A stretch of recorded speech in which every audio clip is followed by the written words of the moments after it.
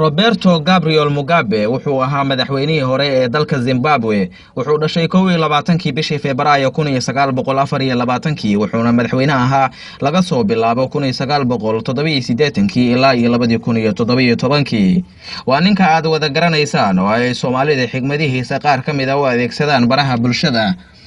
waxaana kamid ah waxyaalaha laga hayo inuu yiri aad bay u adag tahay in la sixiro gabdhaha Afrikaanka ah waayadan dambe markastoo aad doortin ka soo qaada timaheeda oo aad u geysa sixiroole gabar aan waxba galabsan oo Brazilian ah ayaa waalanaysa ama warshadeynaysa ayaa gubanaysa timahooda maahe waa kuwa ay soo iibsadeen buu yiri Roberto Gabriel Mugabe balse maanta kama hadli doono qaybihiisii kaftanka iyo madadaalada waxaan videogan uga hadli doonaa adadkaantiisii kartidiisii hadalka iyo sidoo u difaaci jiray dhammaan dadka madowga ah waa kan dhageystayaal ku soo dhawaada video aad u qiimo badan oo aan idinkaga diyaariyay oo aan idin soo habeeyay ku soo dhawaada dhageystayaal barnaamijkaasi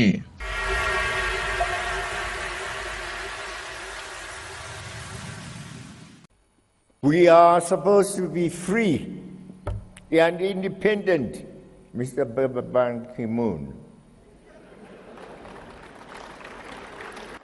waxaan u malaynayaa inaan nahay xor waxaan ula jeedaa madax banaani Mr. Ban Ki-moon waxaan malaynayaa inay xor yihiin 54 dal waxaan imaanaa qaramada midoobay xafladda sanad kasta bisha September halkan baan joognaa waxaan bixinaa lacag badan si aan u tagno halka sidoo kale guud ahaan shirka waxaa la sameeyaa khudbado dib baan haddana u laabanaa waxaa gabagabadii soo yeerta inaynan haysan awoodda ay haystaan xubnaha joogtada ah waan haysanaa annaga ayaana dib u hagaajinayna golaha ammaanka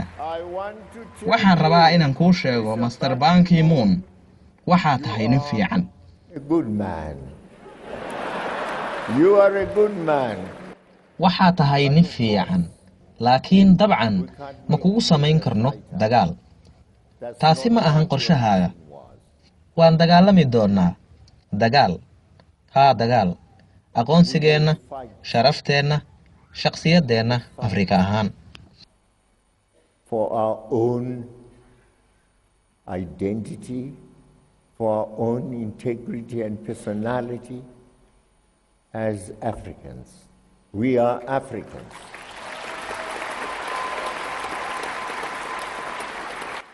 waxaan nahay Afrikaan